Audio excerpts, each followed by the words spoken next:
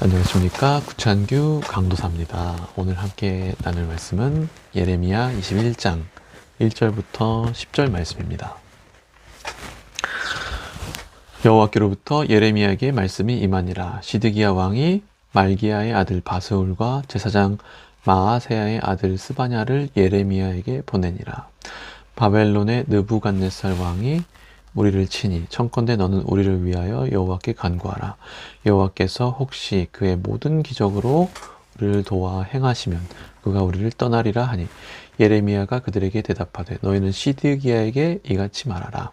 이스라엘의 하나님 여호와께서 이와 같이 말씀하시되 보라, 너희가 성 밖에서 바벨론의 왕과 또 너희를 에워싼 갈대아인과 싸우는데 쓰는 너희 손의 무기를 내가 뒤로 돌릴 것이요 그것들을 이 성 가운데 모아들이리라. 내가 든 손과 강한 팔 곧 진노와 분노와 대노로 친히 너희를 칠 것이며 내가 또 사람이나 짐승이나 이 성에 있는 것을 다 치리니 그들이 큰 전염병에 죽으리라 하셨다 하라. 여호와의 말씀이니라. 그 후에 내가 유다의 왕 시드기야와 그의 신하들과 백성과 및 이 성읍에서 전염병과 칼과 기근에서 남은 자를 바벨론의 느부갓네살 왕의 손과 그들의 원수의 손과 그들의 생명을 찾는 자들의 손에 넘기리니 그가 칼날로 그들을 치되 측은히 여기지 아니하며 긍휼히 여기지 아니하며 불쌍히 여기지 아니하리라 하셨느니라. 여호와께서 말씀하시기를 보라, 내가 너희 앞에 생명의 길과 사망의 길을 두었노라. 너는 이 백성에게 전하라 하셨느니라. 이 성읍에 사는 자는 칼과 기근과 전염병에 죽으려니와 너희를 에워싼 갈대아인에게 나가서 항복하는 자는 살 것이나 그의 목숨은 전리품 같이 되리라. 여호와의 말씀이니라. 내가 나의 얼굴을 이 성읍으로 향함은 복을 내리기 위함이 아니요 화를 내리기 위함이라. 이 성읍이 바벨론 왕의 손에 넘김이 될 것이요 그는 그것을 불사르리라. 아멘. 시드기야는 예레미야를 의존하면서도 동시에 무시를 한 참 모순적인 왕입니다. 그러니까 시드기야는 바벨론이 침공해오자 최후의 수단으로 예레미야를 찾습니다. 그러니까 평소에는 바스올, 그러니까 성전의 총감독자인 이 바스올을 의지합니다. 그러니까 이 바스올은 이 오늘 말씀의 시점으로부터 약 20년 정도 전에 이 예레미야를 폭행하고 감금한 사람입니다. 그러니까 예레미야 20장을 보면 이 사건이 기록되어 있죠. 예레미야는 진리를 선포하다가 이 바스올에게 폭행과 감금을 당합니다. 그러니까 바스올은 거짓 예언자이며 사람들을 죽음으로 몰아가는 사람이었어요.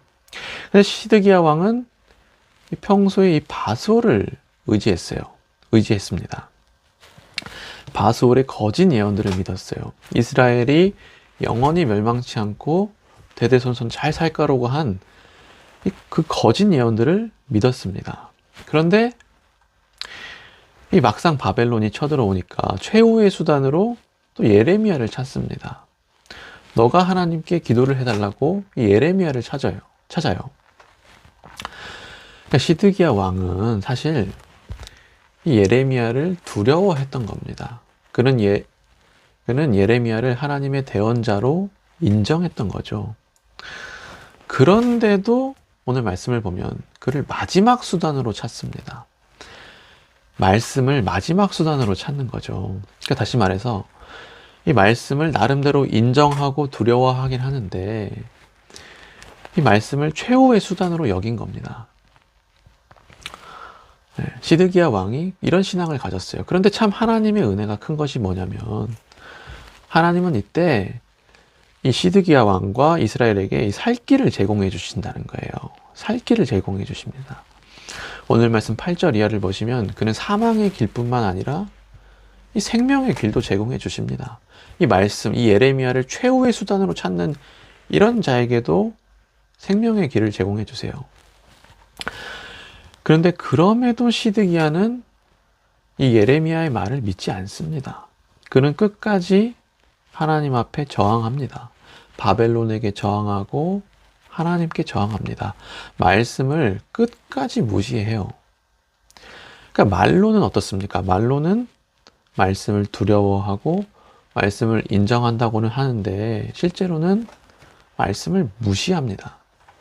시드기야 왕은 사실 뒤 말씀을 보면 나중에도 예레미야를 찾습니다. 여호와께로부터 말씀이 있느냐 하고 물어요. 예레미야를 찾습니다. 뭔가 찝찝하니까 이 말씀을 들여다봅니다. 그러나 그는 이 하나님의 말씀 앞에 회개하지 않고 이 예레미야를 시궁창에 던져버립니다. 말씀을 시궁창에 던져버려요. 그러니까 하나님께서는 계속해서 회개를 요구하고 생명의 길을 제시해 주셨는데 그는 말씀을 시궁창에 버립니다. 이게 시드기야 왕의 신앙이었어요.